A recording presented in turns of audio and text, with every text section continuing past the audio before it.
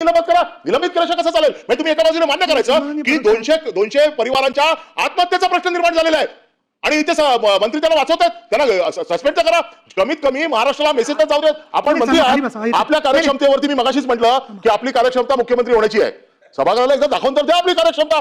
आपण जर असे जर त्याच्यामध्ये बोटचे धोरण जर घ्यायला लागला तर चालणार नाही. कारण जे सापडलेले मंत्री आहेत, जे सापडलेले अधिकारी आहेत, त्यांना महाराष्ट्राला कळूच दे की बाबा सुरुंग लागलाय, कधी आपली खुर्ची काढून घेऊन जात शकते. म्हणून माझी आपल्याला विनंती आहे की आपण आज या सभागृहामध्ये जे अधिकारी सापडले चौकशीत, पुन्हा चौकशी कोणी केलेली आहे, कोणी छोट्या माणसाने उत्तर तर देऊ द्या ना तुम्ही. नाही, पण माझं तेच म्हणणं त्या उत्तराकडे पोहोचतच नाहीये. सुरुवात केली त्या चुकीच्या दिशेने चालले होते, त्यांना व्यवस्थित लक्ष दाखवते की कुठल्या दिशेने जायला पाहिजे. झाला का तुमचा? झालाय ना सस्पेंड करायचा विषय ना, सस्पेंड करायचा विषय ना, माझं सस्पेंड करायचा विषय. खाली बसा आता, झालाय ना. तरी सस्पेंड करावं. आता तुम्ही ते बोलत असताना परत नाही उभं राहायचं डायरेक्ट असं, माझी परवानगी असल्याशिवाय असं नाही.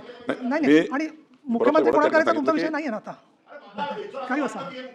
नाही तुम्ही वाईट काही नाही आहे, पण तुम्ही काय करताय तुम्हाला चांगलं माहिती आहे. खाली बसा. पण तुमची आवड इथे दर एका दिवसात सकाळ दुपार संध्याकाळ व्यक्त करत नाही. मुद्दा असा आहे, आता जनतेला जमिनीबद्दल न्याय द्यायचा विषय चाललाय. तुम्ही उगाच राजकारणात उरफाटा करून त्यांची वाट लावू नका. खाली बसा. असं माझ्या एखादं बोलतात आहे. आणि राज्याला सक्षम अष्टपैलू कर्तृत्वाचा धनी नेता मुख्यमंत्री देवेंद्र फडणवीस या राज्याला आहे. त्यामुळं सध्या या विषयाचा कुठेही त्या ठिकाणी चर्चा करायची गरज नाहीये.